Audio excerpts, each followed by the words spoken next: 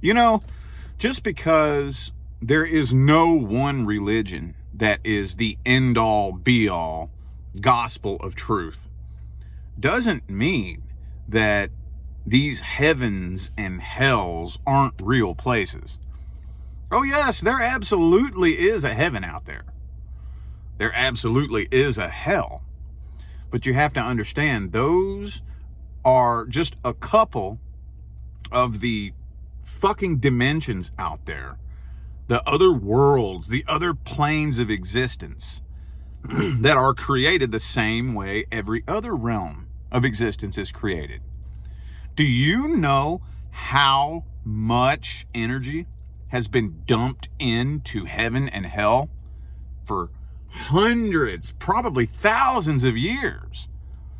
You know that the most powerful force in this known universe is the human emotion and belief system. It's the most powerful force in this known universe. That's the way we were created.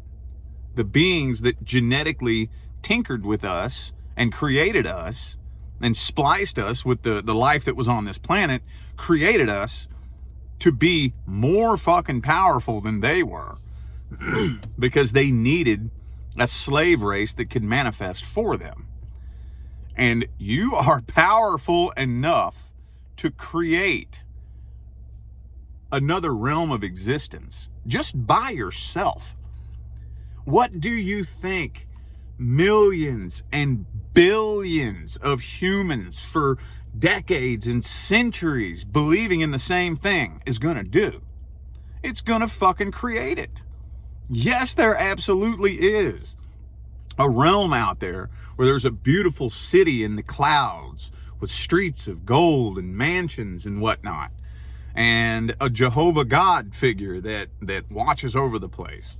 Oh, that absolutely exists out there. There's also abso-fucking-lutely a realm of existence of hellfire and brimstone and demons and people screeching and torture and agony. That absolutely exists. But that's not the one end-all be-all truth.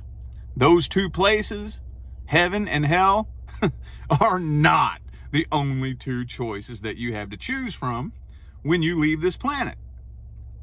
We have to stop thinking in these little bitty terms, you know? Like atheists have always kind of cracked me up.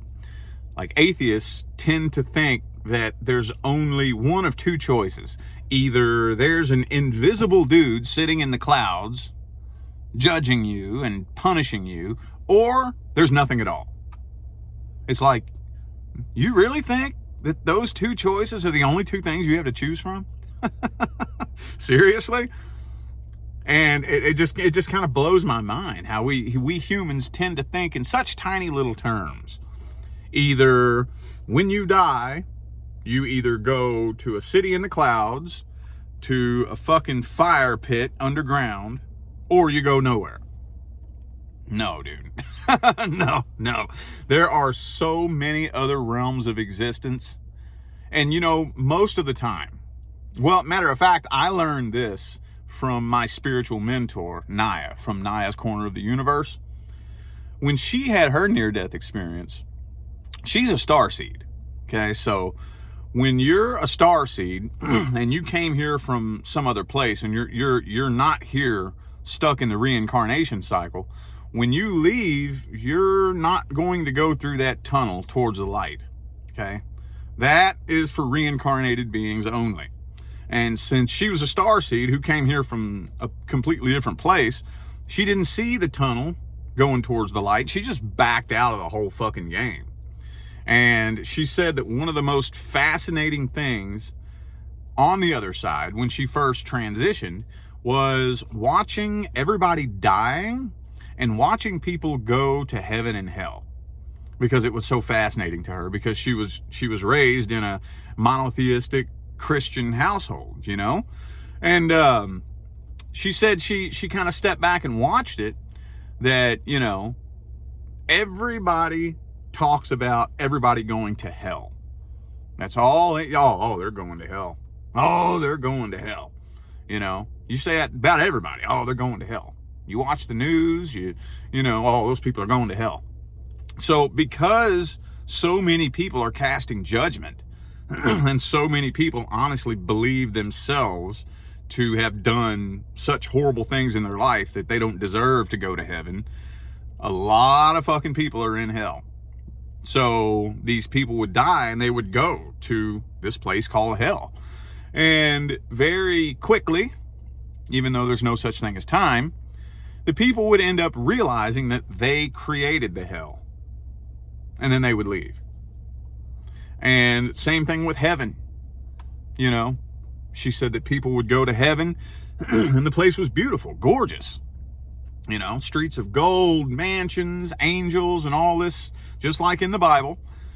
But very quickly, people would get kind of bored just walking around by themselves on a gold street with nothing to do. And then they would realize they created this heaven, and then they would leave. So it's very fascinating that listening to people kind of bicker back and forth and argue in the spiritual community about what happens when you die. That would kind of be like, imagine that you were raised on the moon. You were born and raised on a colony on the moon, and people go to Earth and come back, right? So you've met 2 or 3 people who have gone to Earth and come back. One person went to China, one person went to Germany, one person went to America, and you're relying on those 3 people to tell you what all of Earth is like, right? Because they took a little week trip to Germany, came back, and they're telling you what it was like in Germany, and you think that's all of Earth, right? So you have to understand that the other side, way fucking bigger than Earth. Way bigger. Way the fuck bigger. So there's not just 1 or 2 little choices that you have to choose from when you depart from this planet and go somewhere else. Yes, you absolutely could end up going to hell. But, you know, hopefully you realize very quickly that you created it so that you can leave, because that doesn't sound like a whole lot of fun. I've actually heard a couple of near-death experience testimonies of people who are in hell, you know. And yes, hell is absolutely a real place. There is a real plane of existence, a real dimension where there are demons torturing people in the fire and you know, gnashing of teeth. Absolutely. You know, there's absolutely a heaven out there. Just understand that whatever it is that's beyond this 3rd dimensional existence that we live in, it's much, much bigger than anything you could comprehend. Much bigger than any story that you've ever been told from a church service, or even somebody who has died themselves and come back. It's way bigger. Way, way bigger, okay? So we got to open our minds a little bit, y'all. Quit closing our minds down and thinking in such small terms. So pay close attention to what you're creating. And I would recommend that when you do leave here, I would recommend not going towards that light. I would recommend that. That is a death trap. Those lights it kind of treats you like a moth or a bug when you leave here. You know, shows you this big, beautiful light, and then you go to the light and you're just stuck in the reincarnation cycle. You're going to come right back. What you do when you leave is don't follow the light. Immediately call on your best friends. Hey, where's my friends at? Yo, where's my team at? Where are my guides at? Somebody come help me out of here. And then they will come help you out of the game. But you have to ask for them. You have to put out the call and ask permission. Nobody's going to come save you, because there's nobody more powerful than you. You're the boss. You're the president. You're the emperor, the empress, the king, the queen.